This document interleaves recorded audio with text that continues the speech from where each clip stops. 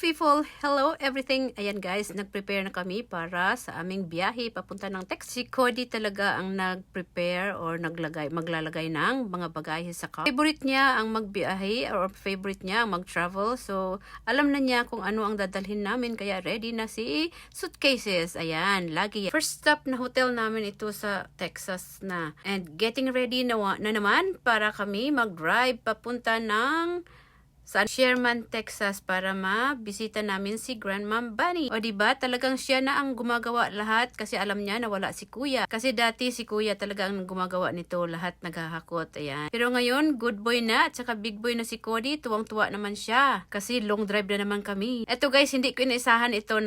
Natapos niya ilagay lahat ng malet. Kinuha niya itong cart at saka ibinalik dyan sa loob ng hotel kasi alam niya na ibabalik yan kasi wala nang karga. O diba, sinundan ko na lang siya. Promise guys, sinundan ko na lang siya para sabi ko ay mabidyoan nga si Cody kasi alam niya kung saan yan kukunin at saka alam niya kung saan ilalagay ulit or ibabalik sa loob ng hotel. Mas easy kasi sa kanya itulak yung ganyan kasi mostly malalaki kasi na cart hindi ganyan. Swerte lang sa ibang hotel na mayroon ganyan kaliit na cart kaya okay. Ito na naman kami lilipat kami ng hotel, umaga na, nasa Sherman na yata kami nito, malapit lang kila Grandma Bunny. Pero dahil may problema ang hotel, lilipat kami sa Oklahoma banda. Diba ang layo? Umaga kami pagkatapos namin ng breakfast, umalis na kami, tsaka nagpunta kay Grandma Bunny. Hapon pa kami bumaba sa kay Grandma Bunny at pumunta ng Oklahoma para lumipat doon sa hotel. Mga 30 minutes din ang drive namin papunta ng hotel.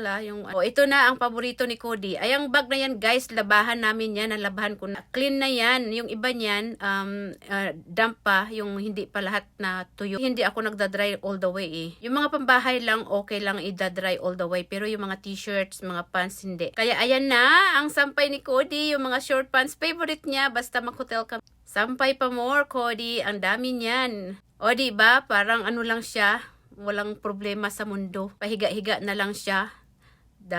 Tapos ganyan na lang ginagawa niya, games sa kwarto ni Grandma Bunny niya. Pag walang sumpong, okay na okay ang modo. Hindi, pag wala talaga siyang sumpong dahil sa tiyan niya, okay siya, wala siyang problema. Pero minsan, nagkakaroon din siya ng problema dyan kasi minsan pag hindi siya makainom ng tubig, kaya more water.